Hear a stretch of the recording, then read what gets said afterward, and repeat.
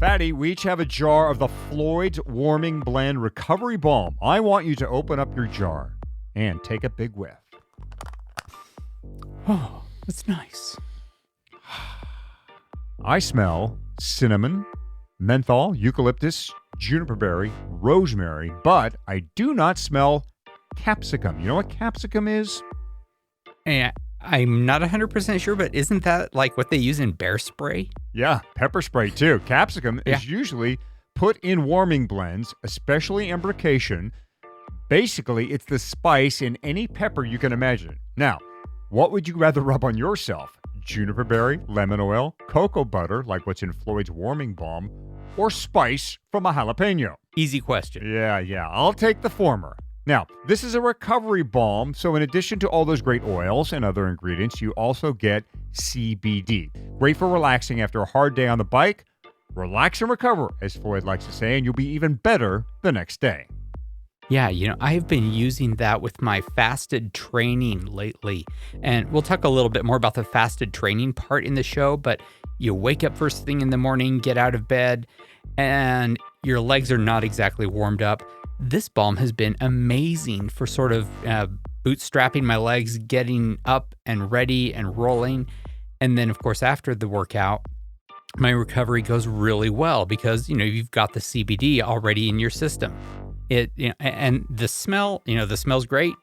It has a nice little tingle to it, but, you don't get that icy hot smell or feel. It just smells and feels good.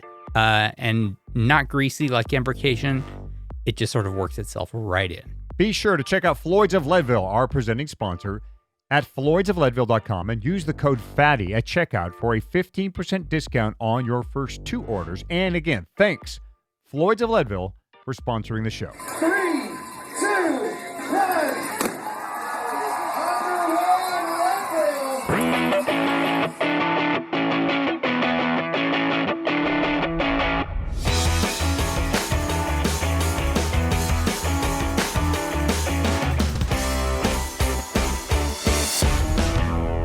Leadville, the podcast for the 100-mile mountain bike race presented by Floyd's of Leadville. It is Season 2, Episode 6 of the show that breaks down, builds you up, gets you ready, and freaks you out for the highest and hardest one-day mountain bike race in the country. Hadi, last episode was our first ever emergency episode, and it was sort of a Corral wave start extravaganza.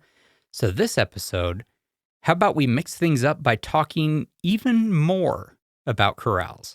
No waves this time. We'll leave those in the ocean. We're focusing on qualifiers and getting into the corral you want using super nerd analysis. That was perfect. And also, this episode, we are going to reveal something we are super excited about for our listeners. Of course, Hadi, a couple of weeks ago, we had Jeremiah on the show.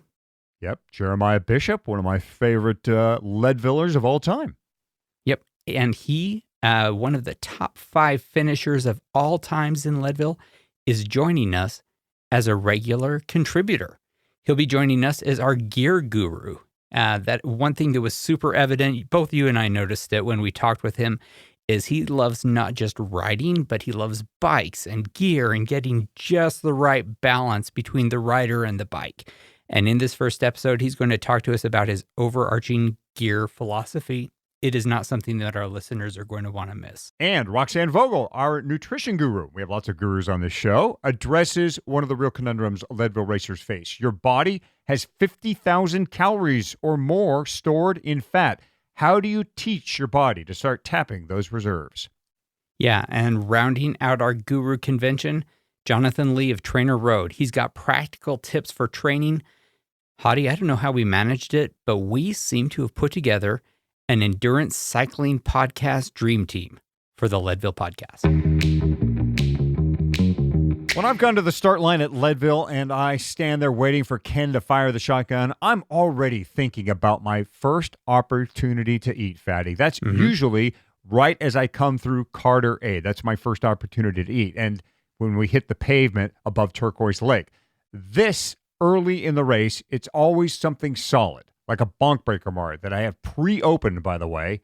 And I do what I call the squirrel method with that bonk breaker bar. I bite off about half of the bar and I stuff it in my cheek.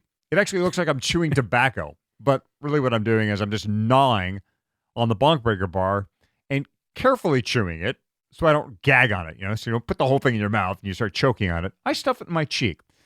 I finish the whole bar, so I do a little, quick half one as I'm hitting that pavement for the first time off of Keevan's.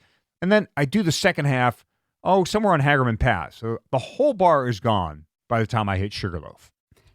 I think you'd need to rename that technique. I would have called that the chipmunk method. Otherwise, I'm right with you. I actually do something very similar. I open and eat a bonk breaker, the whole thing, about 10 minutes before the gun goes off. And then I will chipmunk some Scratch Lab chews right before the gun goes off. And those are just my current favorite, best tasting energy chews in the market. That's more or less the last solid food I eat until I cross the finish line. After that, it is all Morton and Goo Roctane gels for the rest of the day. Fatty and I have worked out our eating strategies for years, but you don't have to. The feed can help you figure out all of this stuff, plus supply you with the nutrition you're going to need. Yeah, and it's worth noting that our podcast listeners can get a great price on a pack curated for Leadville racers, including all of the things we just talked about. Go to thefeed.com/Leadville for our Leadville pack, and be sure to use the code Leadville15 for a 15% discount. You can also use that Leadville 15 code for buying any amount of Morton at a 15% discount. I'll be using that product again during all my races this year. Again, go to thefeed.com/Leadville and use the Leadville 15 code at checkout.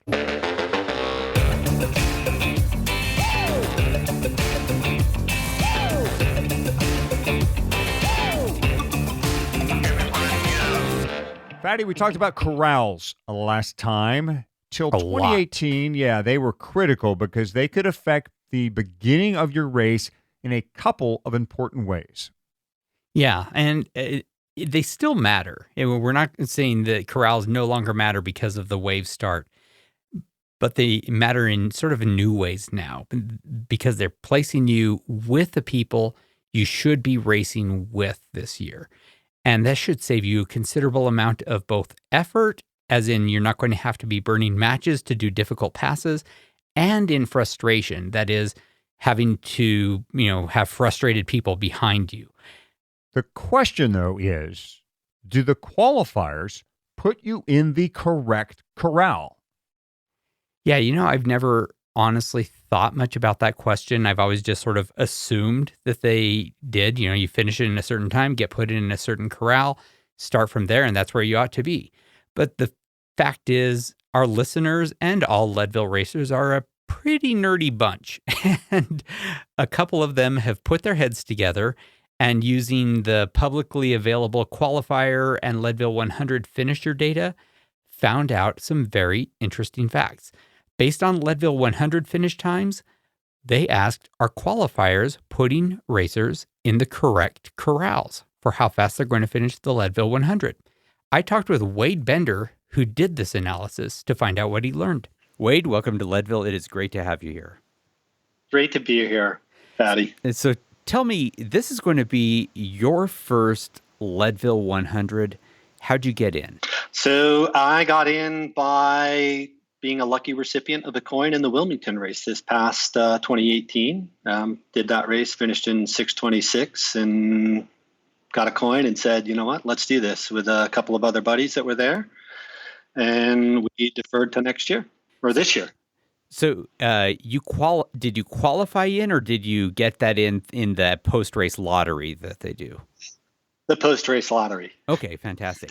And so I wish I was fast enough to actually qualify, but no. Oh, me too. I have never actually qualified in. I've grandfathered in, which is maybe perhaps the worst and lamest way you can get in. But I get in because I've always got in. So the 626 qualifies you to start in which corral this year when you start in Leadville 100? So that would qualify me to start in the Orange Corral, having finished in under 7 hours. Okay, fantastic. And it'll become clear in a sec for our listeners why I'm drilling down on this. And what is, for people who finished Leadville last year, what is the cutoff time for those who are going into the Orange Corral? So the cutoff time for the Orange Corral that did Leadville, and then we're going to use that for their entry into this year's race, would be a sub 11-hour finish. Okay, so that's kind of the sense that you would get of, maybe that might be the time that you would finish, or is it? Is really the question that we want to talk about. Tell me, before we get to that, what do you do for a living? So I'm a banker. I work for a Canadian bank, and I look at numbers all day. You are a numbers guy, and that's what I wanted to get to. And you asked a question on the Leadville 100 mountain bike participants group on Facebook that I frequent, you frequent. I notice your name there all the time, and you are a smart guy who does great analysis. And you had a question. I'm going to go ahead and read that question because that's where this whole conversation started. You said, I'm curious to know how well the qualifying corral times for the qualifying races correlate to finish times at the Leadville 100. That is, if you finish the Wilmington Whiteface mountain bike race in under 6 hours, it'd qualify you for the Purple Corral, which correlates to the sub 10-hour finish time at the Leadville 100. A finish of under 5.5 hours at Whiteface would imply a sub 9-hour. Given this is goal setting, I want to set mine appropriately. And a lot of people would just sort of leave it there, and and people would comment, and there were a few, but you did not leave it there. You did quite a bit more than that. So tell me what you and Etienne did to come up with some answers to your own question. Well, Etienne was the smart one behind this because he was able to. He was the one who was able to pull all the data together. I couldn't figure out how to actually get it all together, but once it was together, it basically just ran through that exact analysis. How does somebody that enters one of these qualifying races, how do they perform in that, and then how does that performance translate into corral position, and then how does that corral position, translate into the Leadville 100. Finish times, and just kind of looking at all that and using at least other people's experiences and looking at the averages of those to try and anticipate or figure out what would be a reasonable expectation for somebody like myself. Right. And you found some really interesting things and were kind enough to send me a copy of your spreadsheet. And just a quick note to listeners, in show notes, I will put a link so you can spend your own time digging into this Excel spreadsheet and, drawing your own conclusions. And I'm sure that Wade and Etienne wouldn't mind if you, figure out and come up with new and interesting dynamics on this. But you found some really interesting results. Why don't you share your big aha moments from this thing? Yeah, so that, I think there was in looking at the qualifying races, what the outliers were the Austin Rattler, where the people that entered into that race and then, received the corral position tended to outperform by and large, outperform the corral that they were positioned in for the Leadville 100. Right. And then just the opposite of that was the case for those that entered into the Wilmington Whiteface. So, they tended to underperform the corral that they were in. For instance, if somebody qualified in a corral that would have positioned them in the green corral, that would imply that maybe a 9-hour finish at the Leadville 100 would be possible. But for the folks that qualified in the green corral at Austin, they tended to exceed that. For those that qualified in that corral in Wilmington, many didn't make that 9-hour mark. So it was very interesting to kind of see that. Yeah. And I think the more critical piece that came out of that was just taking a look at, all right, well, if I finish with a time of X in Wilmington, what does that translate to in Leadville times? And that was some of the analysis. That was like the crux of my question. Mm-hmm. And for that race, it's 1.39 times. So what does that mean with your 6:26 finish in Wilmington last year? What does that imply if you weren't to get in any better shape between then and this August? What would that imply to your finish time in August this year? It would have implied a greater than 12-hour finish, just over 12 hours, right? So I think I made the right decision in deferring until 2019. So. And we've talked about this, and in a few minutes, let's talk a little bit about what your hopes and dreams are for this race, because in the end, that's what we care about, right? Is not like, oh no, I'm not going to finish. It's like, what do I got to do to be better so I can have a great finish? But I want to jump back and talk about the two that you mentioned specifically, the Austin Rattler and the Wilmington Whiteface, because it isn't just a close, it isn't that they were close, but that there were some discrepancies. They were wildly off for both of them. For the Austin Rattler, you tracked 102 people who moved into, or who got a different corral position in the Leadville 100. 72 of them did better than their corral position would have predicted, and 30 did slower. So more than 2 to 1 did better in the Austin Rattler than you would have expected by their corral assignment based on how they did in the Austin Rattler. Wilmington Whiteface is even crazier than that. From my perspective, I'm not a numbers guy, but to me, this looks like Wilmington Whiteface is just wildly off. There were 70 people who did that race to qualify into a better corral position or into a corral position. 9 of them did better than the time that their corral would have implied. 61 were slower than the time that their corral would have implied. That is just, that's, 6 to 1. That's amazing. Yeah. Yeah, it's astonishing, and it's I guess it indicates, if corral position is your end goal, then maybe Wilmington would be the place to better that. But if getting into the right corral, then maybe a different race. It's yet to be seen what happens this year with the course change at Austin. But so. That data doesn't really help us, for folks that are going to do that qualifier this year in terms of what to expect. But for the other races, I imagine the courses are largely the same. Yeah, and you make a terrific point. The Austin Rattler predictor is, that whiteboard gets wiped clean, right? Because it's going to be a new course. And so time predictors are essentially, we have to press the reset button. We no longer really have any idea of how that is going to be, whether that's going to change for this year.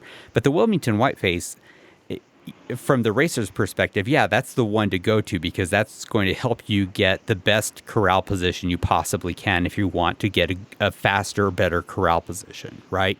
But it might also put you in the wrong corral, where everyone around you is going to drop you and you're not going to have anyone to ride with, and you're just going to have people surging past you early in the race. And the corral you should be in should be, and this is circular, but should be the corral that you should be in, right? So that you don't wind up in too far back or too far up. You want to be in the position that makes sense for you and the race that you're going to ride, so that you don't go too hot off the gun, blow yourself up, and don't finish the race at all. Yeah, and that's what I think is the bigger risk for folks that get into a corral that's too fast, right? Because at the start of the race, you're going to have fresh legs, you're going to be excited, you're going to want to keep up with people, and I think that being in a corral that's too fast for you, just it sets up for disaster later on in the day. Right. Absolutely. So let's. So that's quite a bit about those two particular ones. Let's just briefly go over some of the other qualifiers, because I think there is interesting. There's interesting data in those. The Lutzen 99er, just looking quickly at this, is the, I guess, closest to correct predictor, in that there were 32 people who were faster than their corral time would have predicted, and 39 that would have been slower. So that's, I don't know much about margins of error, but that seems, reasonably balanced, right? That it pretty evenly split. Yeah. Yep.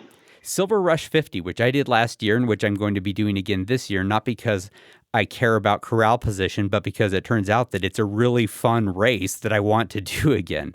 That one, by more than 2 to 1, people did slower than the time the corral that they were assigned. And a lot of people got corral assignments in the Silver Rush 50, 262. I think that's the most people in terms of getting in a race getting assigned to a corral in the Leadville 100. Is that right? Yeah, I mean that was the biggest count of athletes by far. Yeah, it was that was interesting in that regard. Yeah, and something maybe to keep in mind that might make this Silver Rush 50 a not great race to go into if you're hoping to be one of the people who gets a coin the way that you did, Wade. That is by getting one in the post-race lottery, where you can get one by luck of the draw. That many people being moved in a corral also means that there are just a lot of people in the race, and so your chances are perhaps just not quite as good in getting one randomly. But back to the faster versus slower split, 78 people were faster than the time their corral finish would have implied. 184 were slower. So pretty interesting that there's a good chance that Silver Rush 50 maybe puts you in too fast of a corral for for how you're actually going to do. Tahoe Trail 100K. What did you notice that was interesting about that? Yeah, it was similar to the Ludson. Mm-hmm. Or I'm sorry, to the Silver Rush, in that people tended to perform a little bit slower than the implied Leadville time for their corral.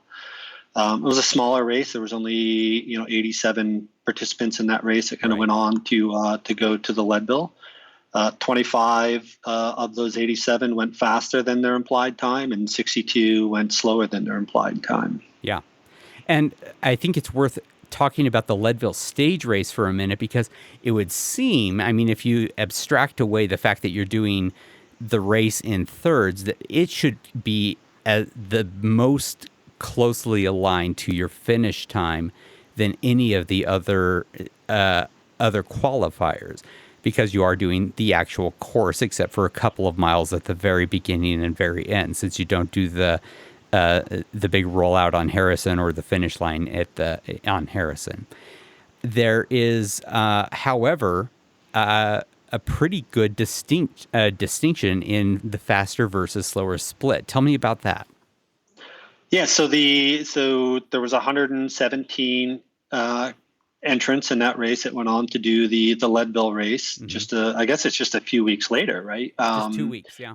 Yeah, just 2 weeks later. So 43 went faster than their, in the Leadville race, went faster than what their implied time would be by doing the stage race, and 74 actually went slower. Yeah. And, when I was out there riding this summer, I ran into a guy that was doing it, and he said, the rough rule at them was that you take your combined time for the 3 stages of the Leadville stage and add an hour, and that's your time for the Leadville race. And, with a multiplier of 1.14 times your time, that's got to be pretty close to about that extra hour. Yeah. Adding an hour, of course, doesn't make much sense because adding an hour to a 6-hour time is way different than adding an hour to an 11-hour time, right? But yes, absolutely. Multiplying by 1.15 is a pretty good way to do it. So the Leadville stage race is actually a really good predictor. I'm looking at the multipliers that you have there.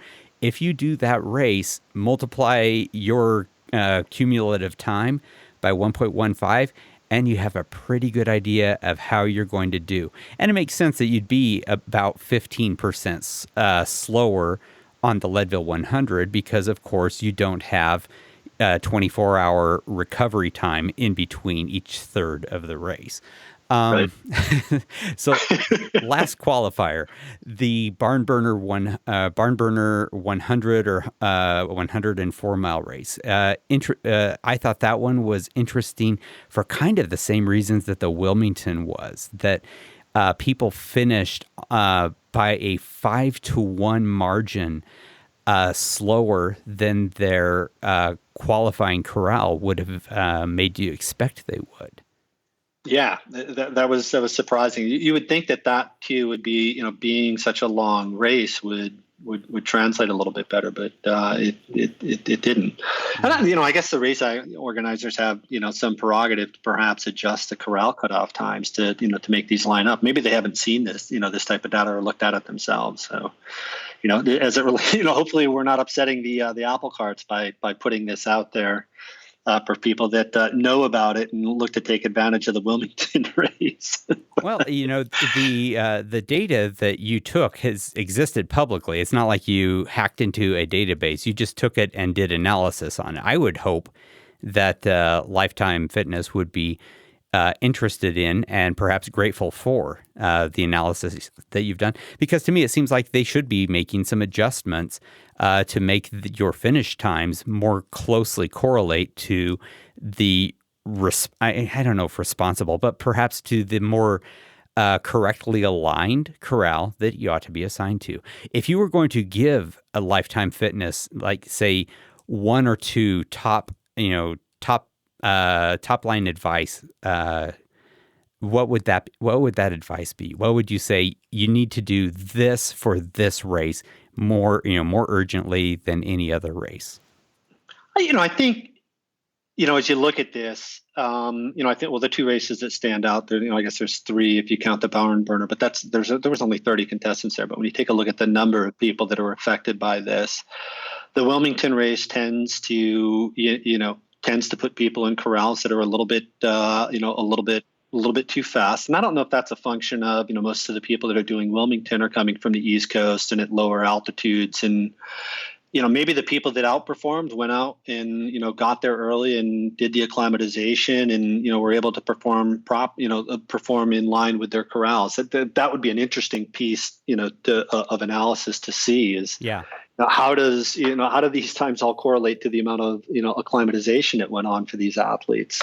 And that's something I'm taking very seriously myself. I've already booked my house out there. I'm going out 2 weeks early. I'm going to be acclimatized as best I can possibly be in 2 weeks. But, I'd say maybe take a look at some of these corral cutoff times, and maybe you need to move them, 15 minutes, 30 minutes, something to get them a little bit closer to being, more balanced. And then, Austin Rattler, I guess we'll see what comes of that race this year and, how it predicts for people that go on to do the Wilmington or the Leadville race.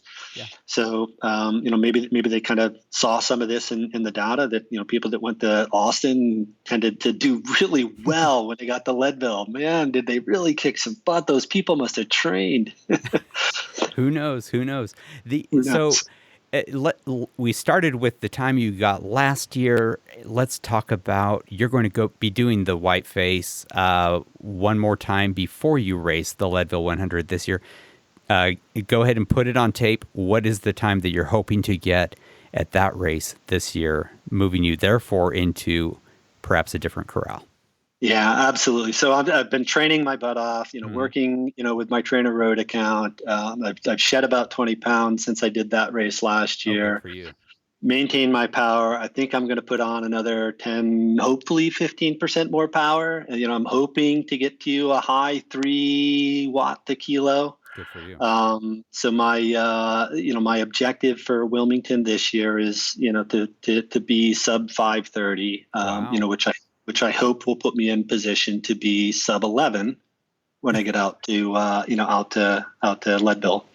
Well, theoretically, a sub 530 makes you a theoretical sub 9 threat, and I hope you can do it. I think it is possible. It's a tough row to hoe to get a sub 9 on your first Leadville 100, but obviously some people do it. You've certainly done the math and the thinking about it, so I'm guessing that you're going to have a well-constructed race plan. I look forward to seeing you out there. Oh, I look forward to seeing you too, Hadi. It's I am so excited about this. It's completely overtaken my life in many respects, if this analysis isn't any indication. But I rely on you and Hadi and the show that you guys put together and all the very thoughtful and great advice that you guys provide. It's I've been consuming it all. There's not a a podcast, whether it's this podcast or the other podcasts that are focused on training and nutrition and recovery, the Trainer Road podcast, Big fan any of of the other ones. Yeah, big fan of that podcast, your podcast. There's just a lot of, great resources out there. Yeah. And being a guy that works in the city and has a long commute, I got a lot of time to kind of digest this stuff and think about it. It is a race for nerds, and I can tell that we are kindred spirits. Wade, once again, thank you for doing interesting analysis. Thank Etienne for us, and we'll see you out there on the course.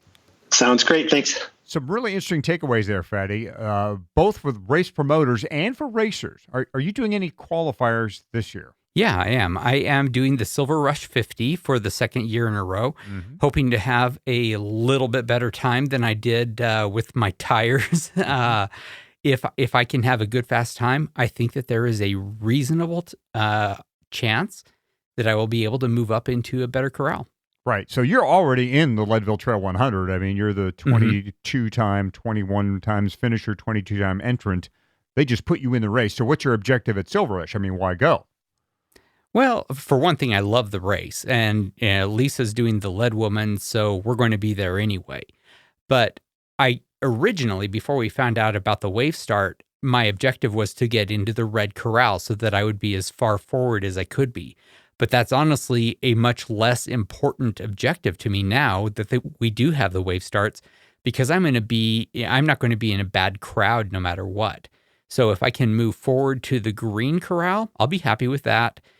But I have to say, I'm still kind of intrigued with the idea of getting into Red, just because if I'm very fit and I'm having a very good day, the people in the Red Corral are who I'm really hoping that I'll be spending the day working with. So I got to ask you, you've done a lot of qualifiers for Leadville, many more than I have. Does Wade's analysis square with what you know from the qualifiers you've done? Well, first, let me say about your previous point. Look, I think it's always a good idea to move up where you can, whether or not their wave starts. I mean, you look at, any cross race, UCI mountain bike race, local mountain bike race, being closer to the front of your group is always a good thing. And if that means entering the Silver Rush and doing it, I think that's a great idea. You never know what can happen in front of you when you've got 200-300 people in front of you. That's a fair point. Right. For the qualifiers, I have done a couple, and I have kind of experienced both sides of the analysis we just heard. I thought at the Fire Road 100K in Cedar City, which is no longer a qualifier, I thought that qualifier actually made me look faster than I really am. I managed to get into the Silver Corral out of Fire Road. Oh, wow. That's pretty darn good for a guy in his, I think at the time I was 50. That's pretty darn fast. I'm up there with the big dogs when you're in Silver. It was great to be there. I was really happy about it. But I think Fire Road really made me look faster than I really was. On the other side of things, the Tahoe Trail 100 is a very difficult race, and as hard as I would go there and as hard as I would try there, I had a hard time improving my corral position at Tahoe, because it is such a difficult race. And I think those times and the way they slot things at Tahoe could be adjusted just a little bit to maybe favor some of those folks who are more on the bubble. So it can go either way. And it's look, Leadville, the race series are in a tough spot trying to make all of these races, all these qualifiers come off evenly. Like a guy who is at this level racing this qualifier on the East Coast, if he's got an equal on the West Coast somewhere, that they're both standing next to each other at 6th and Harrison come the second Saturday in August. It's really difficult for the race series to pull off. But as long as they're paying attention and adjusting, I'm cool with that. Yeah, and I think if I had Chemo's ear on this, I would say the one thing he ought to do is maybe take a look at the qualifying times or the corrals that people are being slotted into for the Wilmington Whiteface. That is the only one that seemed wildly out of place. But we'll have to see how it works out. And the fact is, for most of us, it just doesn't matter. Your time and your corral are all interesting at the start, but the day is going to be whatever the day is. So we will link to the spreadsheet in the show notes. And folks, if you have qualified, let us know. It's something we are interested in. Fatty, my two favorite things to buy for a bike are going to seem pretty workmanlike. But man, do I love a new chain and a new cassette. I know, simple things for simple people. Recently, two of my road bikes got new shifting with fresh chains and cog sets. I particularly love the factory coating. This is so weird. God, I'm such a nerd. I love the factory coating that comes on Shimano chains. How weird is that? I don't know. I don't have to clean the darn thing or lube that new Shimano road chain for like 5 rides. It's a beautiful thing. Yeah. And, I used to be all about Durace or XTR in the mountain bike world. I had to have it because, gosh darn it, I was a racer and I'm intended to go fast and I have to have the best. But you know what? Shimano's doing such a great job with its second level stuff, Ultegra and XT. That's all I go for now. So I don't know if Shimano's hurting themselves or not. I mean, they could just be charging me a lot more money for the better stuff. But frankly, that Ultegra and XT stuff, as long as you keep putting that coating on, I'm good, Shimano. I know, as light and as strong as it is, XT is fantastic. You know that last year that I did my entire race bike for both Breck Epic as well as for Leadville, all XT. And if they just put a little R on it, you would say, this is a fantastic XTR Gruppo, right? Mm-hmm. It is just amazing. And I'm right with you as far as chain and cassette goes. It makes your bike feel just brand new. Pretty inexpensive way to sort of upgrade your speed, save some watts. You and I do another podcast, marginalgainspodcast.cc, where we talked with the head of Silka, Josh Portner, and he talks about how a nice, clean, new chain cassette can save you an amazing number of watts. So, a sort of a pro tip for speeding up a little bit. But every spring, I always swap out to new chains, see if I've got enough cassette wear and tear that it's time to change that to. And it just makes a difference in how smooth your bike feels. And, it really is like having practically a new bike. Love it. Go to bike.shimano.com for more. We will also have a link at leadville100podcast.com if you want to find out why Hadi loves a brand new chain coated with that factory seal from Shimano so much. Hadi, we're not even close to done talking about gear. We have, as we mentioned at the beginning of the show, a new regular contributor. Jeremiah Bishop, one of the fastest 5 people to ever do the Leadville 100, is not just a super fast guy. He's a thinking man's racer, and he is now our gear guru. He is obviously, when you talk with this guy, not just all legs and lungs. He has gear strategy that is a really important part of what makes him so fast. Jeremiah Bishop, welcome back to the Leadville podcast. How are you doing, man? All right. Thanks, Eldon. Thanks, Michael. I'm actually doing a lot better than last week. I'm not sick anymore. I had a good build back into training. Met up with my buddy Ben King from Dimension Data for a good road ride the other day. And I was suffering a little bit toward the end, but I'm back in business. Yeah, I bet that Ben King can make practically anyone, even you, suffer a little bit. That's impressive work on his part. Yeah, no, he's getting ready to ship off to Europe, so yeah, he's going to start racing here in just a couple weeks. Yeah.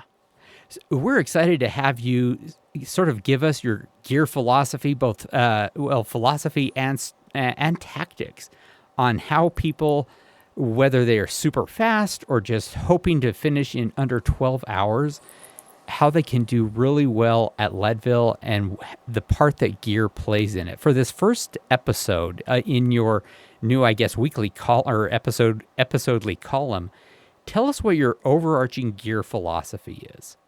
So over the last 20 years of racing, I've learned a lot of things the right way and the wrong way. I've worked with some fantastic team managers, some great mechanics, and I've had the fortune to work with some really high-level racers or some amateur racers that are just super dialed. They have great preparation and great sort of habits that they've developed. And so my gear philosophy when it comes to a big race, and it's one of those things where you You develop your own system, and you don't really want to copy someone else's, gear philosophy or system. So I think it's individual, but one of the things that I really strive to do is to make sure to test everything and have it be a part of my training. And so, a lot of people, when they're getting ready to go to a big event, they get nervous. They're like, wow, I really need to optimize my performance. I need to get those race wheels. They just came out with a new Shimano drivetrain, and, it's supposed to be better for this. And calm down, take a deep breath, and realize the haze in the barn. The most important aspect is training and being able to trust that your gear and your body are connected. And what I mean by that is biomechanically you adapt to the position of the bike you're on. So if you're riding a full suspension all season, it feels great. You've knocked out your Leadville qualifier at Whiteface, felt strong, low back wasn't having any issues this time. And then the week before the race, you switch to a hardtail. You might not realize that the seat's a little bit farther back, a little bit lower, a little bit more load developing because of the jarring, etc. Can totally derail your race, can totally ruin your race. So, go with what you know. If I had to really just sort of put it in a nutshell, is go with what you know, change nothing at the last minute. Good advice. So, using that philosophy, how do you use that philosophy to select, say, the setup that you raced last year in Leadville versus what you raced in Breck Epic last year or anywhere else? So that philosophy of having specific preparation and testing it goes for all the events. So when we talk about Leadville, for professional mountain bike racers, that's only one big target of the year. We've got, in some cases, 5 Leadville 100 type events, of that importance. We have World Championships, Cape Epic, Leadville, maybe Transalp. These are examples of extremely high-level events, very, very difficult. Andalusia bike race, also a really big one for us over the last few years. In any case, and Breck Epic, yes, another good example. Very different gear, very different preparation, but the idea is you think ahead, what are going to be key aspects that I need. I didn't say that Jeremiah needs, I said that I need. So, you look at your background, say you're a road racer, and I've helped some people that come from the road background, and you're coming to Leadville. The descents are going to be, a challenge for you. It's very dry, it's loose, there's a lot of cat litter, marbly stuff. And when you're blasting down Powerline or you're blasting down Columbine, it is not a good time to wreck. You want to have really a stable setup that you trust. And in some cases, full suspension really gives you a little bit more control. Some guys will prefer a dropper post for that, and then our setup is very individual to our ability. So for us, most of the time, you're not looking to carry any extra weight. Dropper post, it might be fun to ride, but we don't usually ride with them, despite the minimal, time savings that you might get. Aero bars, another great example. It's the kind of thing that if you practice with it and you've been doing it for a month now, you've jumped in on some big group rides or races using them, I would recommend sticking with ITU legal length aero bars if you're going to use them at all. Anything longer has a diminished return. And I could go on and on about that, but I'm not going to get into it too much. Yeah, the idea is that time. At least not this time. Yeah, I could get into it. I've tried both, and my best times were on the one that looked like kind of upright, grandma aero bars. But they work like a champ. Yeah, Jeremiah, you and Topik Ergon, you guys own the record at Leadville for the fastest time around that baby. Why don't you give us your fastest bike setup there at Leadville? Just a kind of a brief rundown of the highlights, and then give us something that you think you'd like to try at Leadville, something that's been kind of swimming around in your mind, like, that might work. KTM. Yeah, maybe like motorcycle of some sort or an e-bike. Well, you got to pedal it. Let's put it that way. All the time. Okay. All right. Well, I just sent a link from the Pink Bike article. We did this really cool multimedia presentation with Ergon called Living the Legend. And it's about our lead-in to that mission, that Sub-6 mission. It was an amazing story. I'm so glad that they captured it. We had a videographer there. And then we also did this really fun visit to like a horse ranch. It was kind of wild. The first time I've ever ridden a horse, and probably the last time. So it captures a couple of the details. You'll see some of the pictures of the bikes. We were riding a prototype Exceed, which is the same one that you'll find available. It's totally the same as the stock one on Canyon.com. And then if you look at the forks we're running a RS1. We were SRAM sponsored at the moment. So we had SRAM wheels with bladed DT spokes, DT hubs. We were running SRMs on XO. Interestingly, the guys, they had XX1. But yeah, I remember thinking I wouldn't have enough gear without the 10, but I was actually fine. And the interesting thing is it stopped me from really overpacing on the downhill sections. You know, you can't pedal yourself to death. It's a great first installment for the Gear Guru. We're going to label you the Gear Guru, among other kinds of gurus right now, Jeremiah. And next time, we're going to deep dive on drivetrains. Yeah, Jeremiah knows so much about this race. Love hearing him talk about it. Go with what you know. Don't make last-minute changes. Yeah, that is such a critical point. You know, I'm actually reading a book right now. It just came out. It's called Just Ride by Ty Hopkins. He's actually a local racer guy around here, and it's the story of his Great Divide race from Canada to Mexico. Sort of a spoiler here, but he abandoned his first attempt partway through because of a lot of knee pain, a lot of Achilles pain, and the cause was he had actually done a professional fitting just before the race began. And of course, the fitter made some little changes, and those little changes made a big difference to him. And it sort of made me think about what Jeremiah was saying. You can't go making tiny little futsy changes before a big event. Get used to what you're going to be riding, get comfortable with it, get so that you are truly, a part of that bike. Get comfortable with how you're going to be riding it. This is the time of year to be doing that sort of thing. Yep, now's the time to be making those changes now, like we're talking about now, 6 months out from the race, so you can get used to what's going to come ahead in your training and your racing. Yep. So, Hottie, did you know that friends of the podcast can get 15% off of the tough, practical, affordable gear sold by our friends at Banjo Brothers at banjobrothers.com/fatty-favorites? Of course I did. We've been promoting that offer for like a year now or something. Yeah, for about a season and a half. But you're wrong.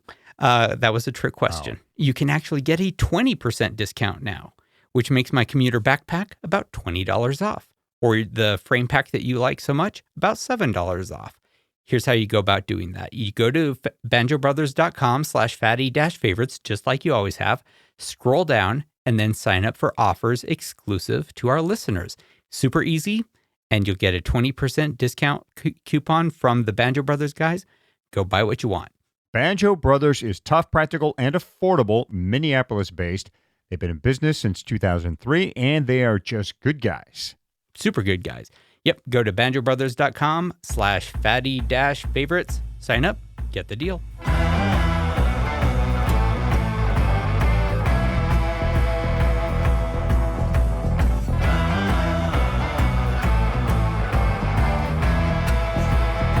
Hottie, what do you think is the most important contributor to having a great race day in Leadville? So many parts that come into play: gear, food, drink, fitness, sleep, luck, weather.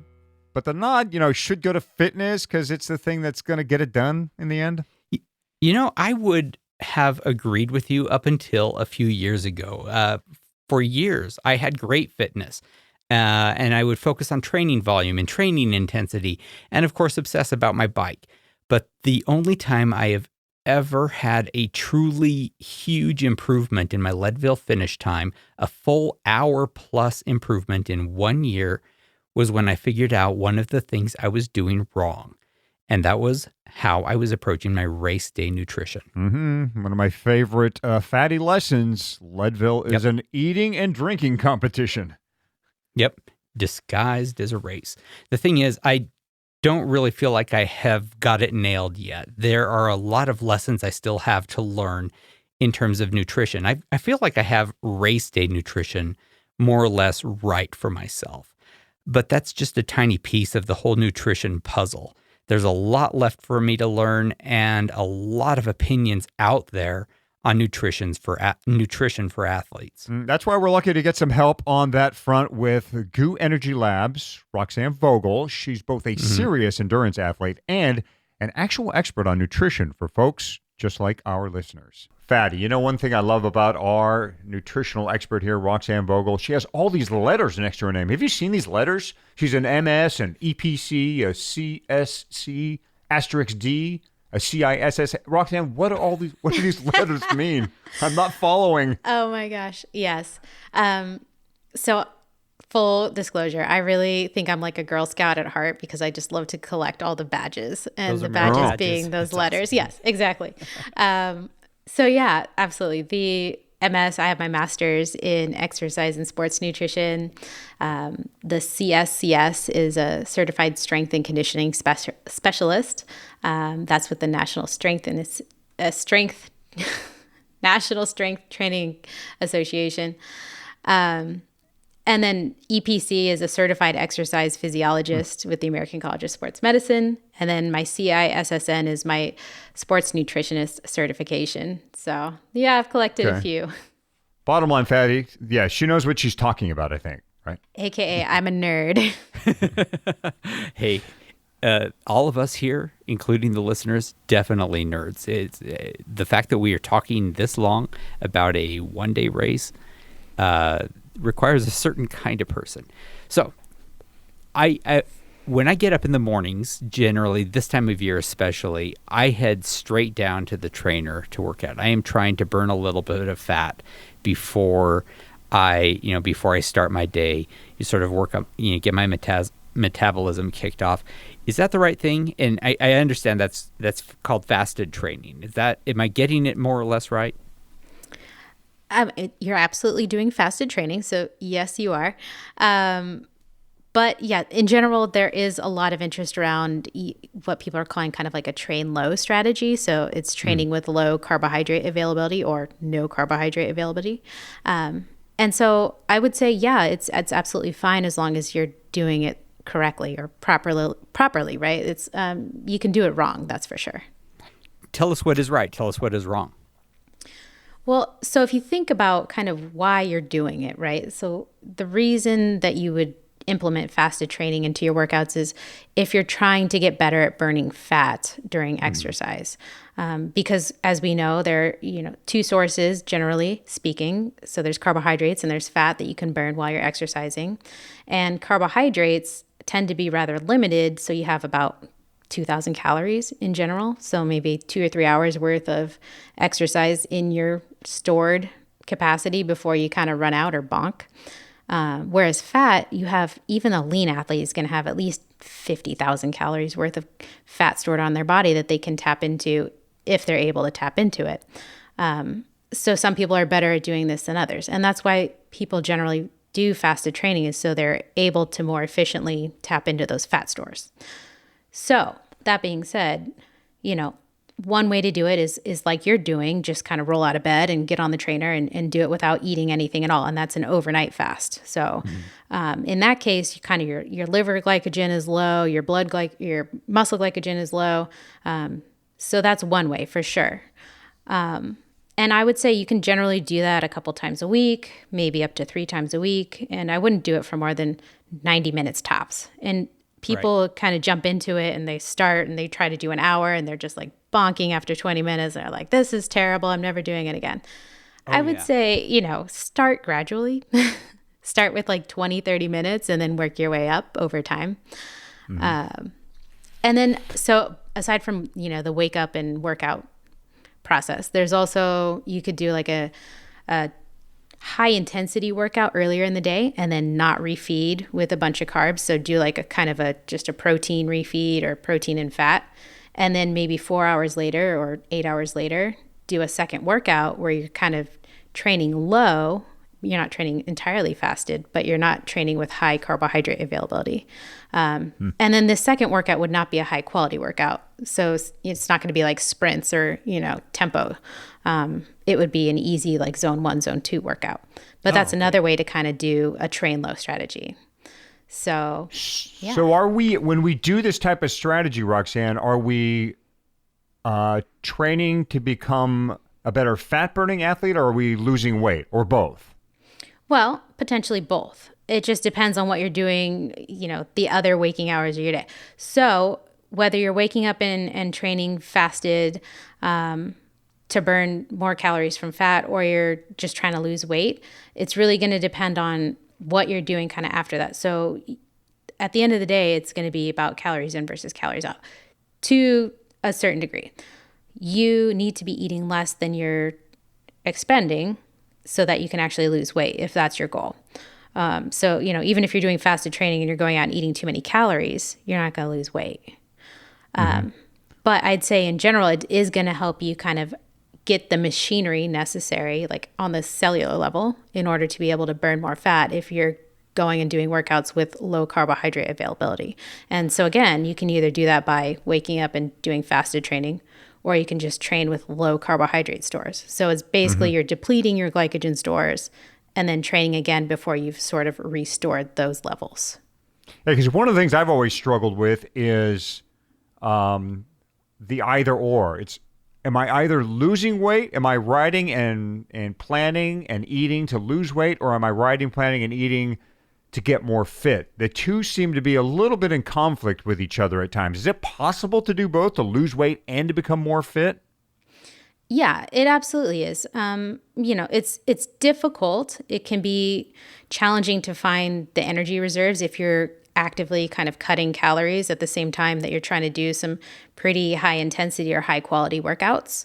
I think the key there is to make sure that you strategically kind of target your carbohydrate intake around those key workouts so that you have the energy and you have sort of the snap to get through them, and you're going to make those adaptations. Because if you're trying to do a high quality workout and you're fasted, you're just not going to hit those high points that you need to sort of kick your body's, butt into gear to make those adaptations, if that makes sense. I mean, so maybe the time to lose weight and to become more fit is when your fitness goal is to increase your endurance and you're not doing the intensity workouts. You're simply out riding and trying to become a better fat burner. So yeah, lose some weight and become a better fat burner in the process. And when intensity time comes around, worry less about the weight loss at that point. Does that sound like a sound strategy? Yeah, that's definitely a sound strategy. I would say, yeah, during like your base training period is a good time to kind of implement some of the fasted workouts. And anytime that you're doing something that's just like a really low, moderate intensity. So again, zone 1, zone 2, you're not doing any sort of high intensity. Yeah, totally. So really this time of year, it's right now is the time to be starting to become a little bit more fat adapted, so to speak.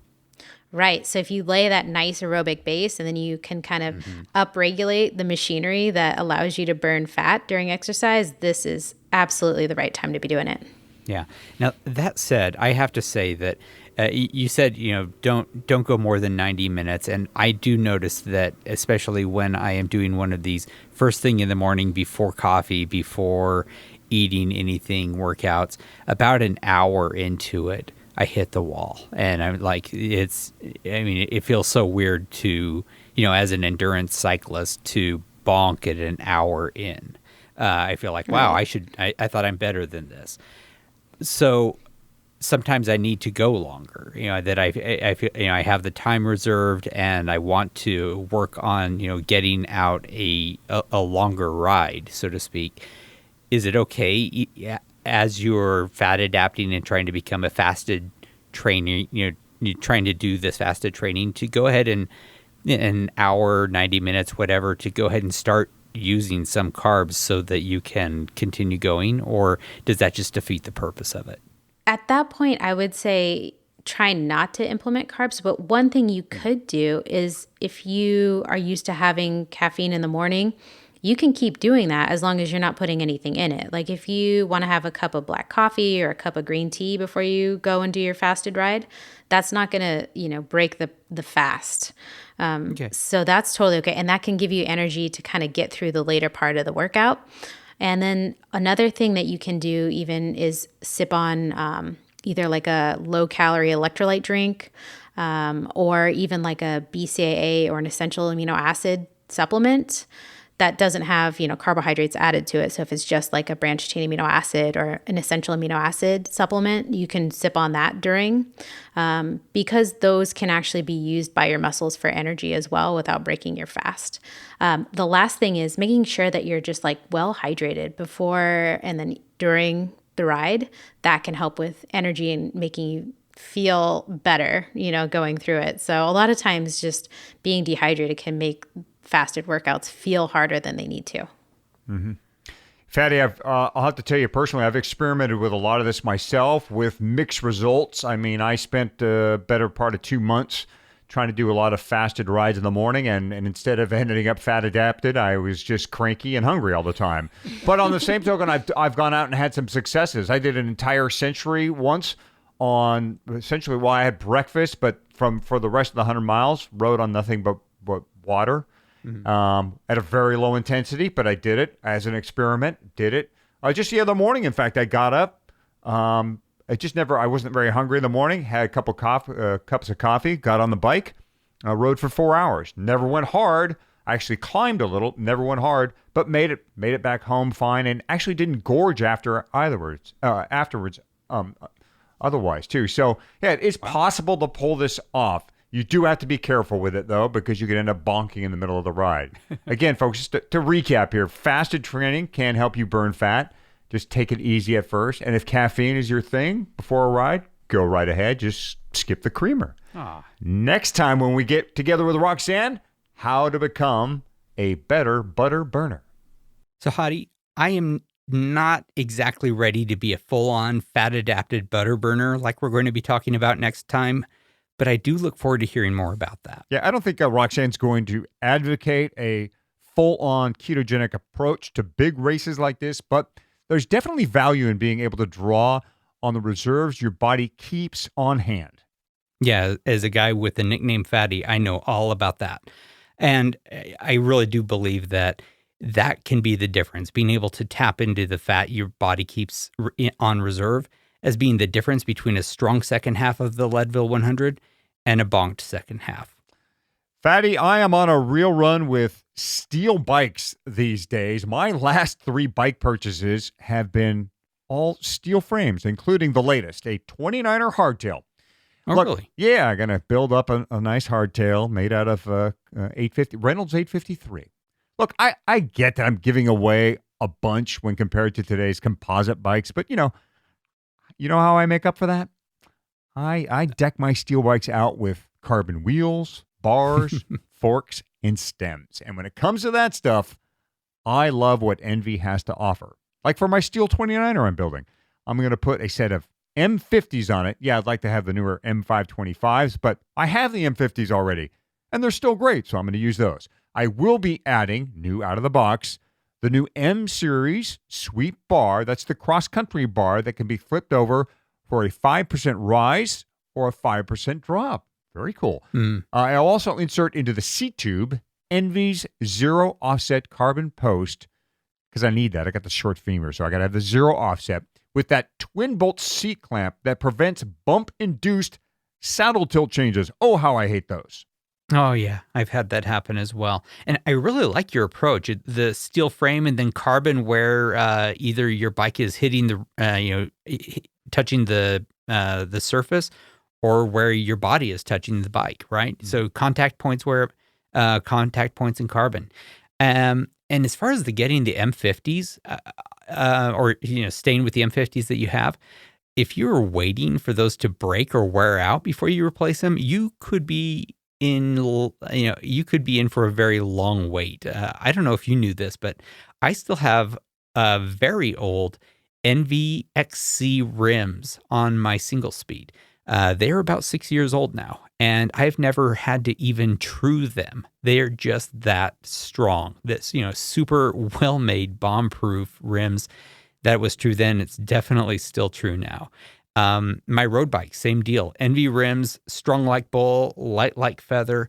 I tell you, in a world where you replace your phone every 2 years, NV seems to be kind of out of place. It's really weird and wonderful to have rims that, in many cases, outlast my frames. Of course, you can learn more about all of Envy's wheels and components, many of which seem like they're made with the Leadville 100 in mind, but which can handle pretty much anything you throw at them on any terrain at Envy, that's ENVE.com.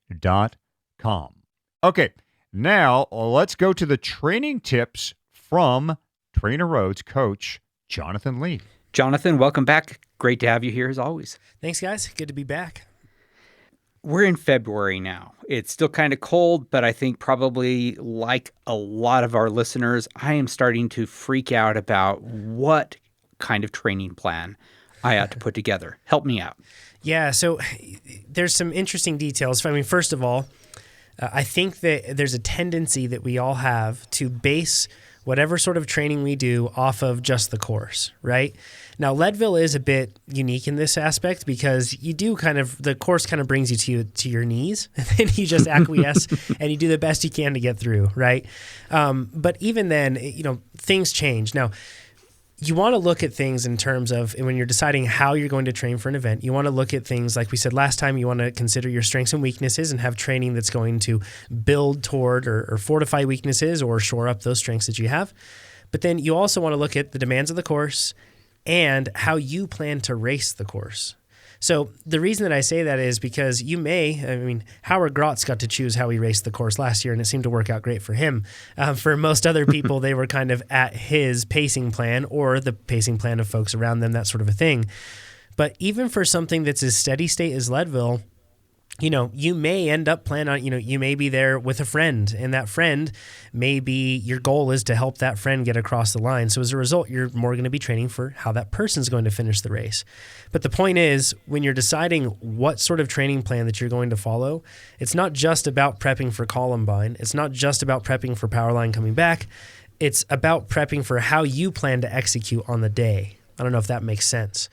Now, last show we talked about strengths and weaknesses and limiters, Jonathan. So this is the spot where we've identified those issues. Now we start putting those within the context of a training plan. Is that what's going on now? Yeah, absolutely. So again, I'll use myself here as the experimental guinea pig. The thing that I'm planning on doing for my training. So in full transparency, my main goal is cross country Olympic national championships in Colorado, and that's going to be, I think, 2.5 weeks before. So. And the demands could not be more different. So we're talking about a very different demand. However, I still am not, there's still benefit to be had by a certain amount of training or a certain type of training that I'll be using that will translate over to Leadville really well. And that is, for example, steady state efforts. I feel like at Leadville, and this was just from me witnessing it last year, Eldon, I believe you've done the race as many times as it's been held +2 somehow. So we know that course, it's just about those climbs are long, and then the time in between the climbs coming back, that's very long. It's a lot of steady state power.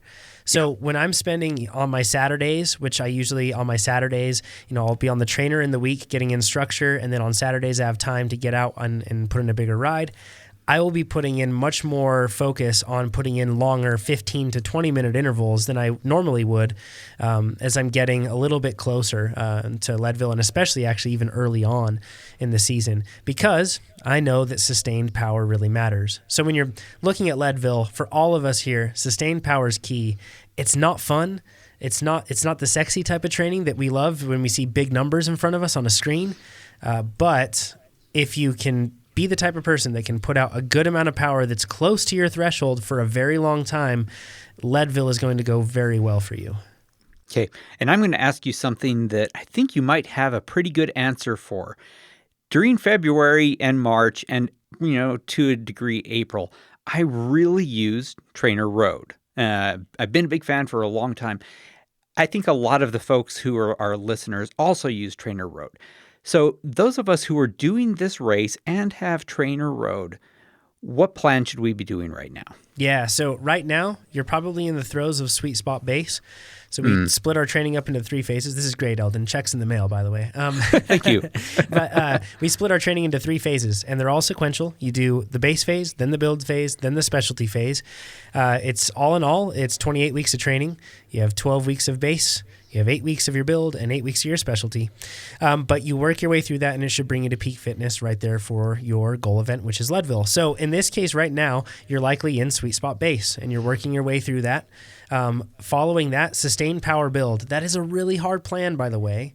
Granted, keep in mind it's adjusted to your fitness level, so it's not going to be too much. But I think that the big thing it's difficult for people is to maintain the focus alongside that power output that you need to do for that long.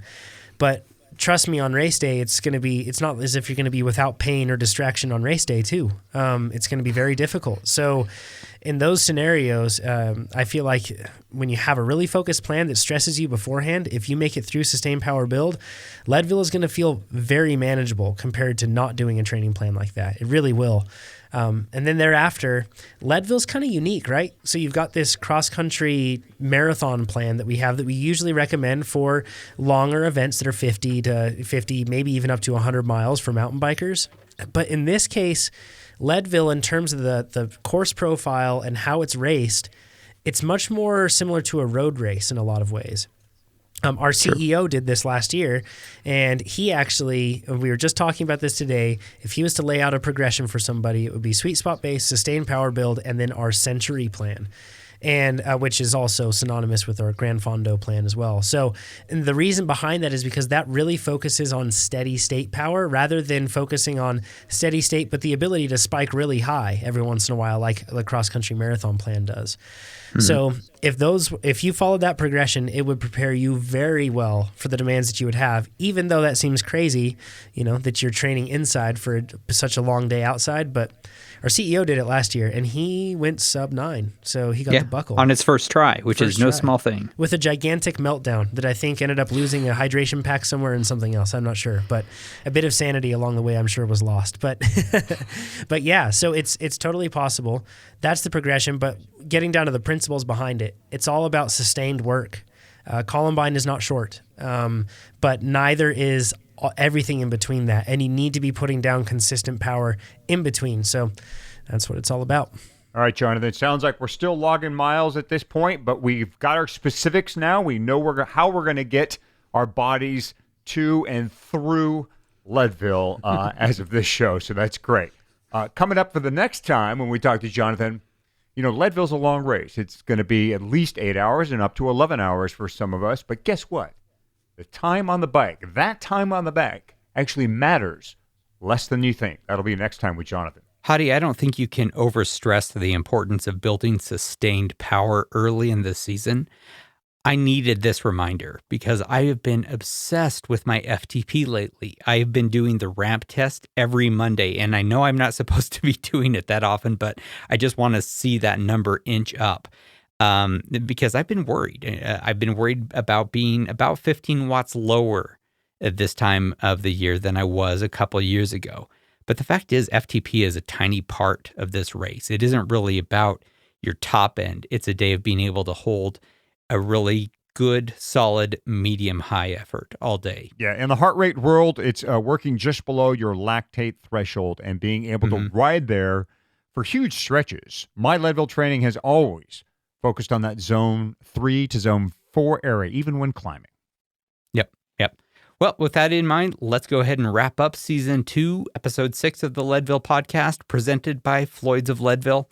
If you like our little show, give us a 5-star rating and review over at Apple Podcasts. Also, share it with your other cycling friends, especially if you know someone who is doing endurance cycling and doubly especially if you know someone who's going to be racing Leadville. Support our sponsors, please. Let them know you appreciate them making this show possible.